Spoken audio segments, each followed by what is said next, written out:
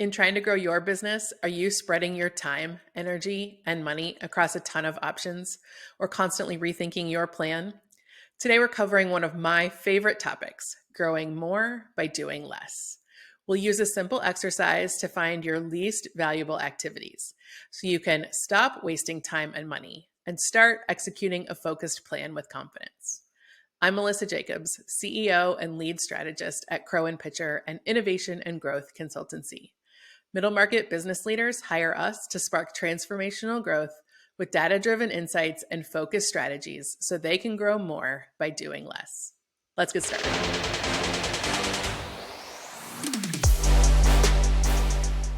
Here's the template we're going to use for the exercise today. As we walk through the process, I'll use an example from my past work to bring the steps to life.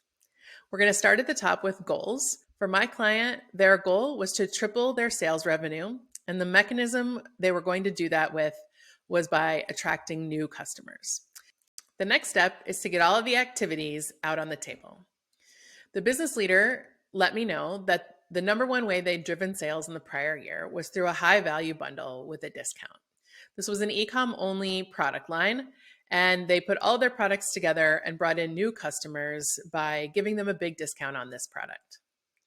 The marketer came in and said she was really excited about starting an Instagram account to bring in new customers via Instagram. The sales leader came in and said he was ready to move the business from e-com only into the retail space to get more distribution.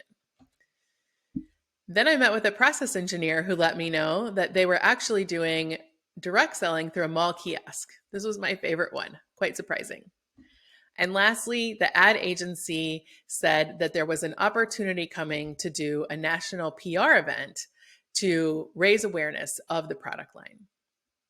The next step is to assess the effectiveness of each of these activities against the goal on a scale from 1 to 4, with 1 being the least effective and 4 being the most effective. So because we knew that the high value bundle had done pretty well the year before, that was rated pretty highly at a 3. When it came to Instagram, this was a little bit lower on the effectiveness scale, just given the amount of time it takes to generate a following on social media.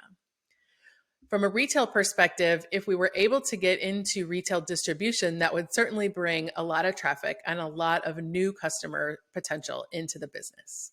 That was rated a 3. The mall kiosk and direct selling was very limited because, of course, we could only get as much sales as any individual mall was able to provide. And lastly, the national PR opportunity had a very high effectiveness potential given the number of people that we had the potential to bring awareness with. The next step is to assess the resource load on a scale from 1 to 10, with the 1 being the least amount of resources, time, people, energy, money to bring that activity to life, and 10 being the highest resource load. The high value bundle was a 5. That was something they were doing on a pretty regular basis. They knew how to do it. It just took some manpower. Instagram was low. The marketer would be able to pretty much handle that on her own. Retail store distribution and direct selling were quite high at 8 and 9, with a lot of manpower needed to make that happen, as well as the national PR opportunity, which had the potential to be such high volume that a lot of focus would be needed to bring that to life. The next step is to plot each of these activities on a 2x2 grid. Starting with the bundle, you can see that resource load of 5 and the effectiveness of 3 puts us in the top right quadrant. Instagram with a resource load of 2 and effectiveness of 2 in the bottom right quadrant, and so on and so on. You can see where all 5 of those particular activities fell on the scale. Now, it's time at this point to back up and do some assessments, and there's a couple different things that we can do at this point. First, we want to think about what each quadrant means. The top right quadrant is your maximize quadrant. These are your highest effectiveness, lowest resource load items. You might not have any items in this quadrant, and that's okay. These are kind of the unicorns, and if you've got some in this bucket, you want to maximize them and do as many as you can. We move to the left. This quadrant is about being selective. These are also highly effective. However, the resource load is significant. And if you do too many of these, you're going to have a challenge in having enough resources to get everything done. So in this case, you want to be selective and make sure that you're not taking on too much. Similarly, with the bottom right quadrant, this quadrant's all about being mindful. The resource load is low on these items, and the effectiveness is also low. What that means is it's actually pretty easy to end up with a lot more items in this quadrant than you realized. You guessed it, the bottom left quadrant is minimize. These are your high resource load, low effectiveness items. Now, there are sometimes reasons why we can't just stop all items in this quadrant entirely. We might have a partnership going on, or there might be a strategic reason why there's something to do in this quadrant, but we want to minimize these as much as possible.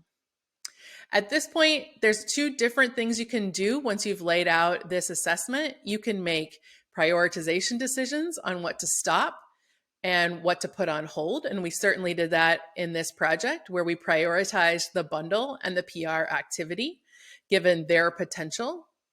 And you can also use this to identify how to optimize your different activities. For example, the Instagram activity would be more beneficial if we could raise its effectiveness. Certainly that's going to take time, but the opportunity there is to raise effectiveness.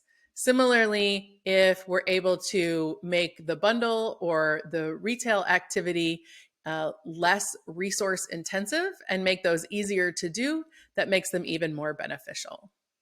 I hope that this exercise helps bring a little clarity to your plans and gives you even more confidence to grow your business by doing less. Thank you. Would you like access to today's template plus 5 more ways that you can adopt a less is more approach in your business? Grab your copy of Growing More by Doing Less at crowandpitcherllc.com/grow.